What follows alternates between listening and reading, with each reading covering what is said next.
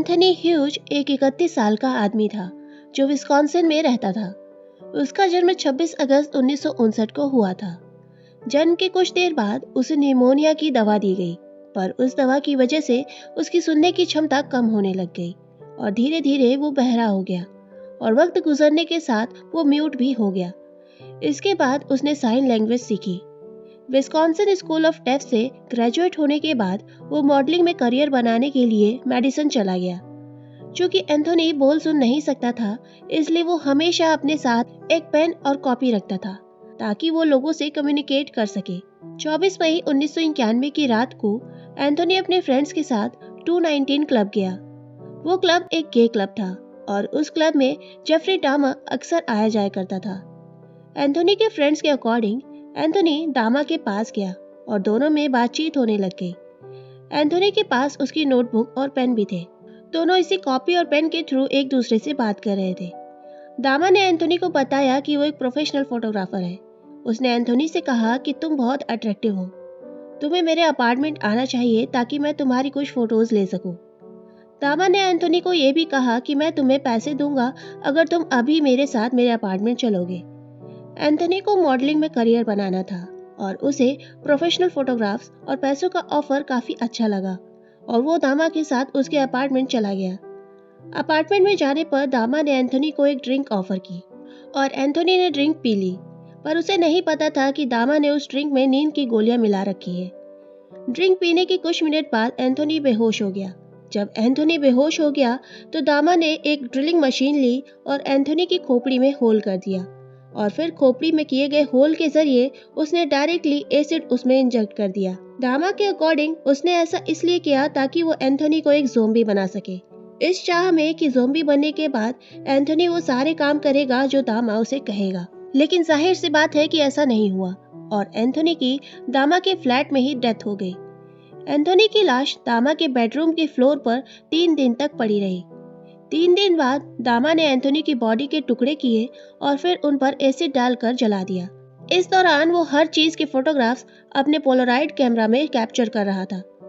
दामा ने फिर एंथोनी के सिर को उसके शरीर से अलग किया, फिर उसकी खोपड़ी पर एसिड डालकर मांस को अलग किया और फिर उसकी खोपड़ी को सहेज कर रख लिया, क्योंकि वो एक ऐसा ऑल्टर बनाना चाहता था जिस पर उसके विक्टिम्स की खोपड़ियां रखी हो।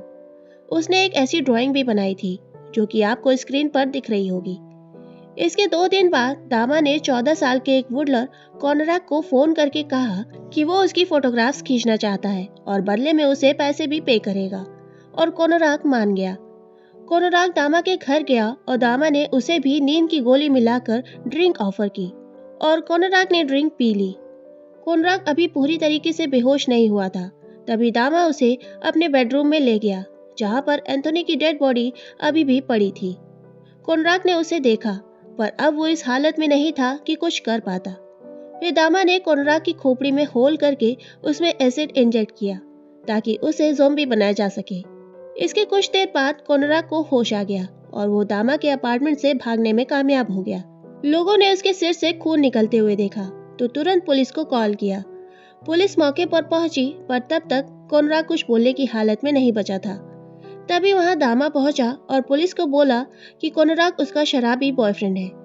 पुलिस ने दामा की बातों पर विश्वास कर लिया और कॉनराक को वापस दामा को दे दिया। उन्होंने दामा के अपार्टमेंट की तलाशी भी ली, पर उसके बेडरूम में नहीं गए जहां एंथोनी की डेड बॉडी पड़ी थी। पुलिस के जाने के बाद दामा ने कॉनराक को मार दिया। 22 जुलाई को जेफरी दामा को पुलिस ने अरेस्ट कर लिया क्योंकि उसका एक विक्टिम उसके चंगुल से भागने में कामयाब हो गया था और उसने पुलिस में कंप्लेन कर दी थी।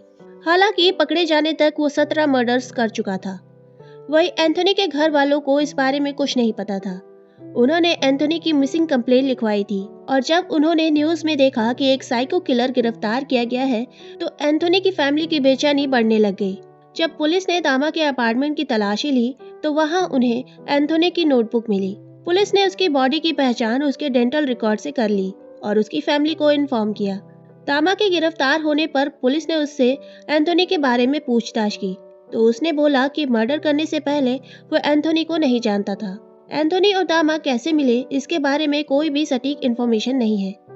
एंथोनी के एक फ्रेंड माइकल स्कॉट के अकॉर्डिंग एंथोनी और दामा रिलेशनशिप में थे एंथोनी दामा को पिछले कई सालों से जानता था और इस बात को एंथोनी के कई और दोस्तों ने भी कंफर्म किया है। एंथोनी की मां शिर्ले ने भी बताया कि उसे याद है कि एंथोनी अपने जेफरी नाम के किसी दोस्त के बारे में बात करता था, जबकि कुछ लोगों का कहना है कि एंथोनी और दामा की पहली मुलाकात 219 क्लब में हुई थी। दामा के ऑफर के बाद एंथोनी ने अपने 3 दोस्तों को उसे दामा के अपार्टमेंट छोड़ने को कहा। गाड़ी में एंथोनी और दामा गाड़ी के बैक सीट पर बैठे थे। एंथोनी अपने तीनों दोस्तों को भी दामा के अपार्टमेंट ले जाना चाहता था, पर दामा ने ये क्लियर इंडिकेशन दे दिए थे कि वो केवल एंथोनी को इनवाइट कर रहा है, और एंथोनी ने अपने फ्रेंड्स को साइन लैंग्वेज में बोला कि वो उन दोनों को दामा के अपार्टमेंट छोड़ दे।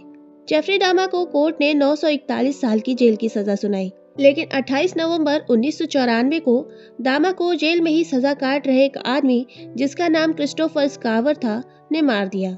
एंथोनी की मां शिर्ले कोर्ट हियरिंग के दौरान हमेशा मौजूद रही। उन्होंने कोर्ट में एंथोनी के एक दोस्त की लिखी पोएम भी सुनाई। शिर्ले ने बताया कि एंथोनी बहुत ही स्वीट लड़का था। डेफ और म्यूट होने के बावजूद भी वो इजीली फ्रेंड्स बना लिया करता था, क्योंकि उसका नेचर काफी चीयरफुल और हैप्पी था। तो आज के इस वीडियो में इतना ही। अगर वीडियो पसंद आया हो तो वीडियो को लाइक शेयर करें और चैनल को सब्सक्राइब करें। मिलते हैं अगले वीडियो में, तब तक के लिए बाय।